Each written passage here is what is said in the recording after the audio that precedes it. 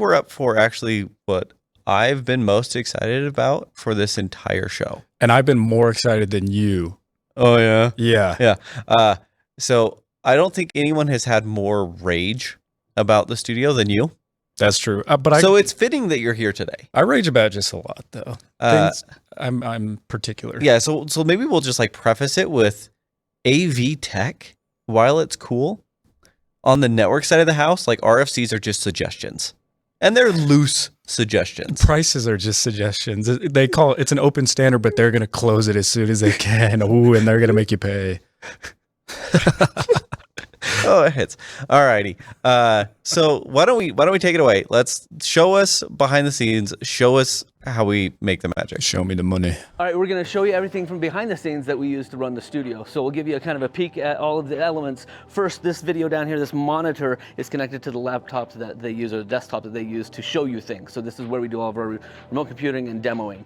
Back here, we have our YouTube chat. It'll show up there. It's very big font so they can read everything and that they can kind of interact and know what's going on in the chat. And then for each of our cameras, we run Blackmagic 4Ks, and they each have this confidence monitor in the front. But from this 4K, we set it once, and then vMix allows us to kind of punch in on it. These cameras run Ethernet all the way back into, well, they run SDI to Ethernet, and they get all the way back into the server room, which then they're converted back from Ethernet back to HDMI. Josh and Tara sit here, and these are the microphones that they use. These are RE320 mics. You may see them all over in the podcasting universe. They sound fantastic. We have these little receivers, so Josh and Tara can hear us when we're in the booth, and we can tell them, hey, go faster, go slower. We can give them all sorts of instructions. Now, all these mics go back into the studio, into our mixer, which is where we're headed right now. Everything from the server room comes back into here. It gets converted, thrown into the back of a desktop. We have parity in there so we can hot swap machines, which is fantastic. In here, we run everything into a quick video DA. A lot of the video signals come in here so we can patch it around to wherever we need it to go. All the audio, like Kelly said, comes right here. Yep, Behringer X32 mixer. This thing is fantastic. Everyone has their own source, their own pot. We can EQ, we can gate. We can make everybody sound great. It also acts as the interface for the computer and for vMix. On vMix, we're able to take any of those cameras that are out there and create not only the shot that they're set up for, but we can punch down because of the 4K cameras. We can punch in a lot tighter and make fun stuff there.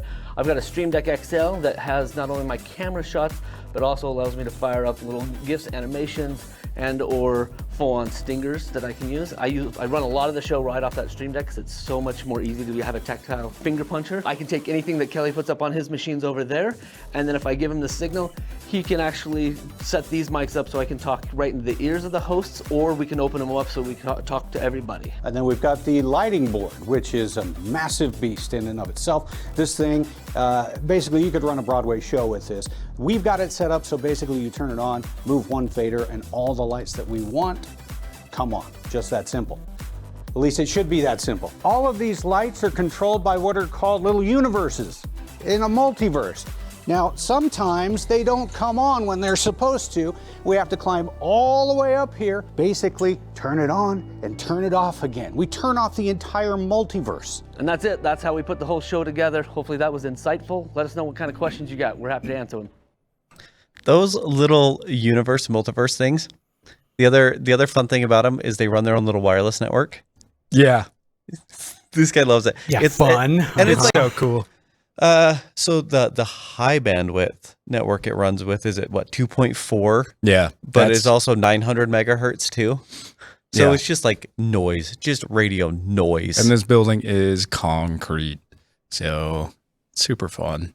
Super fun.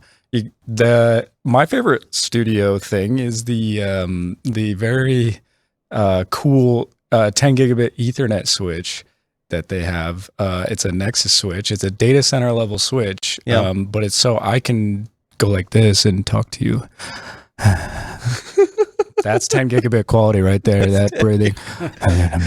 but it's specifically 10 gigabit RJ45, like Ethernet. Yeah, which is copper. weird. Which is weird for a 10 gig top of rack switch. Yeah, it's weird in price too, because I guess it's a pretty rare, switch. Yeah. Who's doing 10 gig copper cut through switching?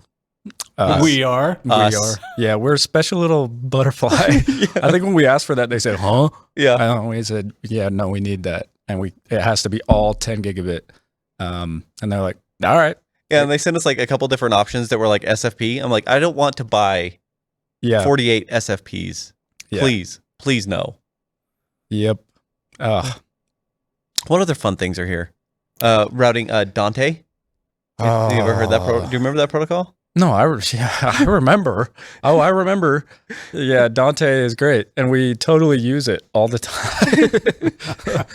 There was an idea like once upon a time that we could route audio right between not only the studio but upstairs. You've seen probably in a couple others like the whiskey lounge Yeah. that's up there. But the fun thing is, doesn't it reduce the TTL? Yeah, so multicast can be routed, right? But they software lock that. That is a feature you have to buy. Is increasing the value of a few bytes in a header. That's insane. That's insane. But it's AV, so it's cool. It's normal. But I can. Yeah, Because if you need it, and you will pay for it. see, like I will never pretend to understand AV. AV is like its own little land in IT world that it's like, I don't know. It's like Animal Kingdom, you know, like you see it and you're like, That's man. cool. I don't And some wanna touch people it. love it. They're like, let's go Animal Kingdom. But me, I say, No. I don't understand. Yeah. Well- It's like Kelly, it's when you guys talk about it, I just kind of my eyes glaze over and I'm like, Well, no, this is the funny thing, because when I listen to, Josh talk IT stuff, my brain is inputting it as nerd, blah, blah, blah. And then one day we were talking about AV stuff back here, and I looked at Josh and he looked at me and just went, nerd, blah, blah, blah. I'm like, oh my gosh, I know one thing that Josh doesn't know, one singular thing. So that's cool. And at this point for AV, it's just like willful. I don't want to do it. I'm like, I know enough to know that only pain is here.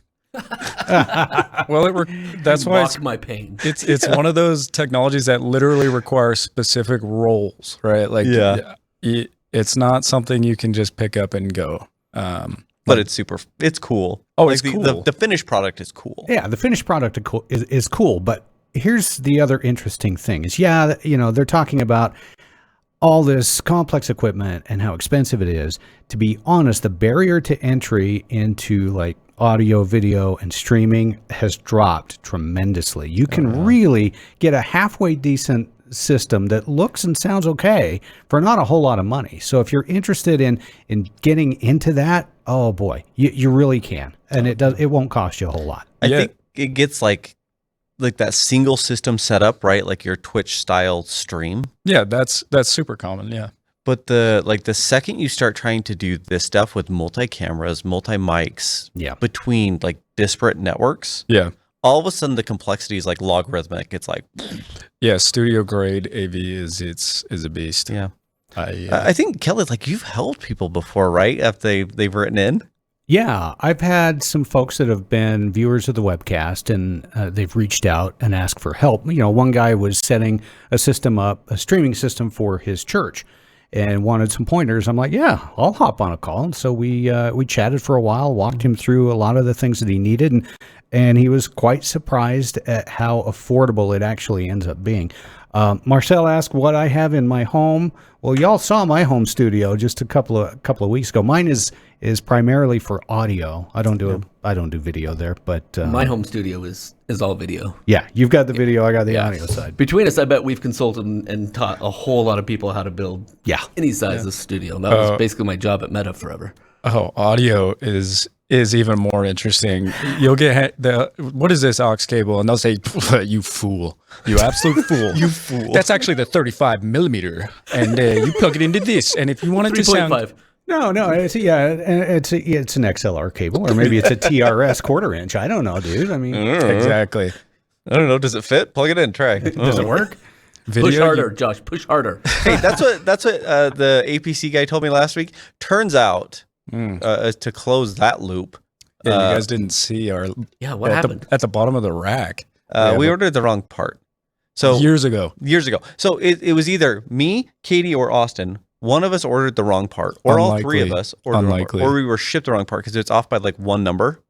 Yes. So it turns out the push harder probably would have hurt us if we would have listened to APC. We were so attentive when we were purchasing things for this building. I would be shocked to find out that we overlooked that. Hey, we only have 2 more to install today. Only 500 pounds battery. Yeah, it cut Josh a few times. It bites him, barks at him. Roof. All right, thank you. I'm Josh. And I'm Austin.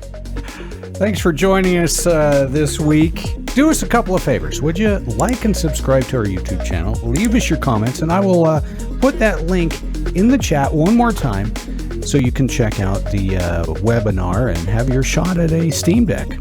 Have a fantastic week. We'll see you back here next time. Bye-bye.